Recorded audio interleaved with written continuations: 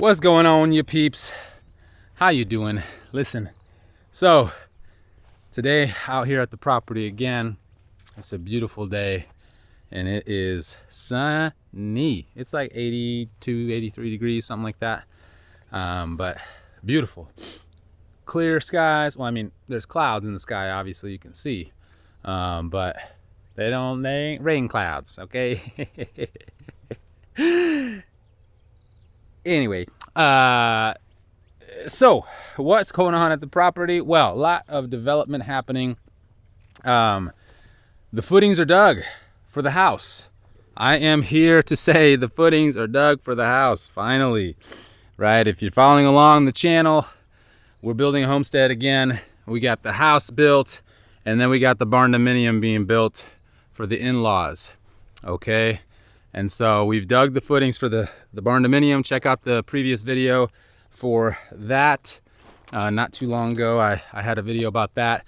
Got the 2-inch foam delivered, and we're gonna tackle that thing next week to put the in-floor radiant heat into the barn dominium, and that is the same thing that is happening over here on this side.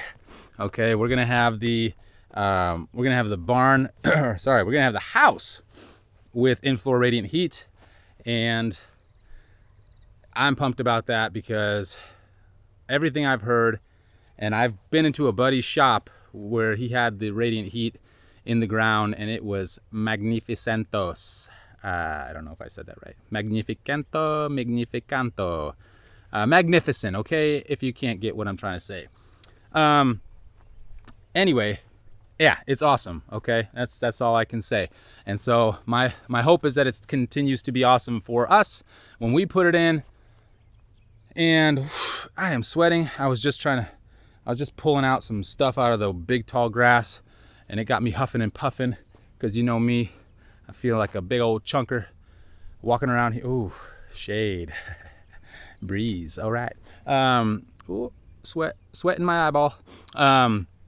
So what I want to do is I've got some more bee food for the bees, sugar water, and we're gonna go feed the bees because it seemed like they were extra hungry.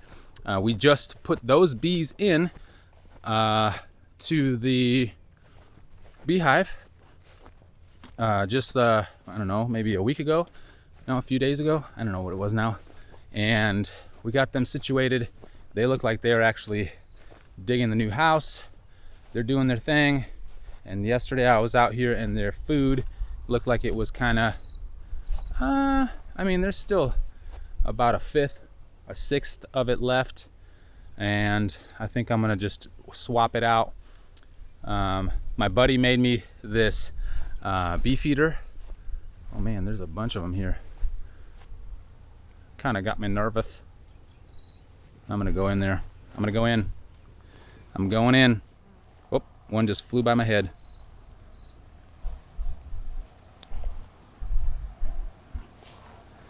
They're drinking it up though. So that's what we're gonna replace here. We're just gonna chill for a second.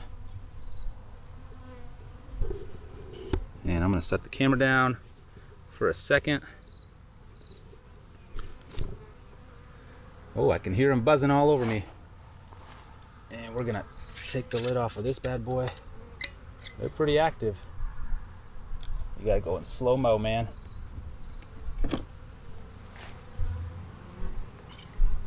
Oh, there's some bees on there.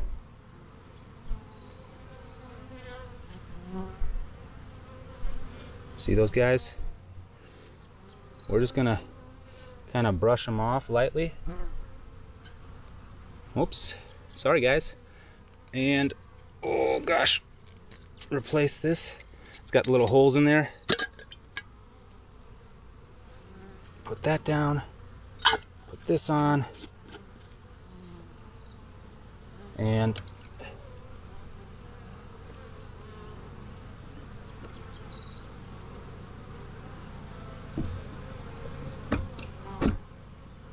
that's that. Now we'll take this back. And nobody got hurt. All right, so that's my buddy's bee feeder. Oh, that one's right by my nose. My buddy's bee feeder, he 3D printed for me.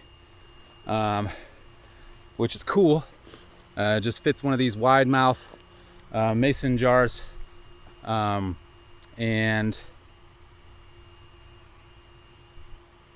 yeah, and they eat from it. So this be the footings for the house.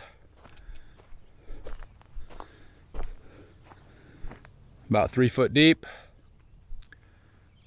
This is gonna be the front of the house, so it's gonna be facing this way. These trees, my plan is to take them all out because they're stupid honey locusts. Wait, hold on. Are you guys able to see? All right. My plan is, yeah, to take out those trees because they're honey locusts. They got those thorns that are like that big. And so in that little swell there, it's a decent sized swell. I want to make a pond. So I'm going to dam it up on this side and make a pond right in there. And it's going to be a swimming pond and whatever else we want it to be, kind of pond. But yeah, that's the plan. I want to do that. Now, when we're going to do that exactly, I am not sure. Everything costs money. I just got bad news about my lumber package. I mean, as everybody knows, lumber is going up and up and up and up and up. And you can guess what I'm going to say next, up. So not happy, right? Oh man, I got a whole story to tell about the first guy who basically screwed us over, Lumber Supplier, and I left a nasty review on their Google page because I was infuriated with the way this guy handled this whole situation. I basically babysat him to I basically did his job, and yet he still couldn't do his job. I had him try to order windows for us. I kept asking him, hey, they ordered, and yeah, they're ordered, and I'm gonna go check on them where they at and see where they're at and let you know. And never gets back to me. Always terrible at communicating. That should have been my first sign, which I was. I'm like, this guy sucks. I'm gonna start looking elsewhere. So I started getting other quotes from other ones. I got two before that, and went with this guy because they were a pretty good amount cheaper. And then as soon as he started kind of ducking my conversations and my calls and everything else, I was like, forget this trash. So I started looking at other dudes, and then he kind of broke the news and said, we can't supply anything for you due to this and this and this. And so I'm like, and I'm like, what about the windows you ordered, months ago? And he's like, yeah, I don't know how it slipped through the cracks, but they never got ordered. I'm like, you idiot. How did you not order? I reminded you like 85 times to ask if they were, I asked are they ordered? Okay, where are they at? Are they in shipment? Are they in transit? Where are they at? I'm checking on that. Okay, I'm gonna get back to you. Trash. This dude is trash. Okay, I don't mean to talk bad about people, but this dude was just, forget this dude. All right, I called him out in the Google review, his name, because I don't know how you can have a job doing such a terrible, lousy job like he did. All right, so. Anyway, got new bids, and as you would imagine, I mean, either way, we had to get an updated quote from this guy I was working with. But as you can imagine, the bids were more. Man, I'm a king of the mountain. Check this out. But anyway, not happy with that. It was about a $13,000 increase in price on lumber, which just totally jacks up everything I was trying to do. So I don't know, we're figuring it out. We don't know what to do, whether we wait, whether we build. Problem is too, in-laws are building the barn dominium, and that's an accessory dwelling unit, meaning there is a primary residence, and this is an accessory to that, and we can't wait to build on the main house but still go forward with the accessory unit that says the county. If there's no primary, there's no accessory, which I'm like, I asked them, hey, can we, build the accessory unit, live in there while we build the primary? Cause we got started on the accessory unit first. And they're like, oh no. I'm like, what do you guys care so much? We're out here in the country. It's not like I'm bothering anybody. I hate rules. I hate stupid rules. Anyway, I'm ranting now. Anyway, I got the kids situated, finally got the gazebo, got the poles. Last time my wife brought the gazebo, but the poles weren't in the bag. So got the poles and they're sitting in the shade, which is nice. Plumber's still got to come out here and finish up the plumbing. I got to run a conduit from the kitchen wall where the cabinets are going to be down under through a piece of conduit for electrical into the island, because they want to do a little island here in the room, and I just, yeah, so we'll see.